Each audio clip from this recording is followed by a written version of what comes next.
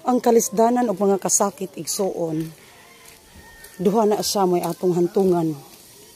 Usahay, kung maka-experience tag maong klase nga sitwasyon, either makapa-humble nimo or makapahambog sa imuha. Why? Pwede kang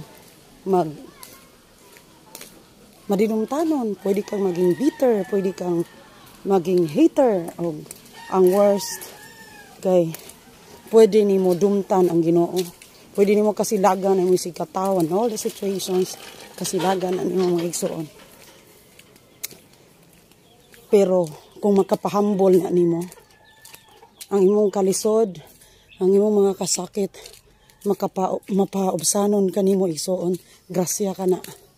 Grasya ka na in the sense nga nakarealize ka nga sa imuhang kasaganaan, giabusaran ba nimo or dili ka responsable sa imong gibuhat, sa imuhang finances, sa imuhang grasya nga gipadangat sa Ginoo nimo. Dili gani usab nimo ang mga kasakit, makapahambol nimo, makarealize ka nga wala gid ka, nothing gid ka. Nga may uban kong mga kaigsunan nato nga masilaw sila sa bahandi, di na sila kaila sa ilang isikataw. And worst, anak mga igsuon, kay mahimo na nilang Dios ang ilahang gahom o ang ilahang mga bahandi. Mo'y makapapukan sa tao. Pero kabaw ka, mo na nga duha na siya ikahamtungan nato, kabutangan nato kung bawion na sa kahitasan. Either makapahambol nato or makapahambog. Grasya, sa gikaingon ko pa, kung makapaubos na nimo.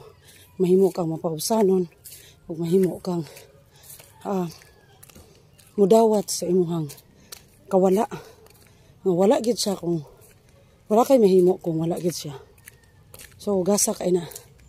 Pero igsuon kung nakakaroon sa stability, sa mid, sa imuhang kasaganaan, sa gahom, sa fame, sa imong finances, ang tanan sa trabaho, ayaw himo ang kinigsuon nga masilaw ka niini, nga mayatak na lang ka sa imong isikataw.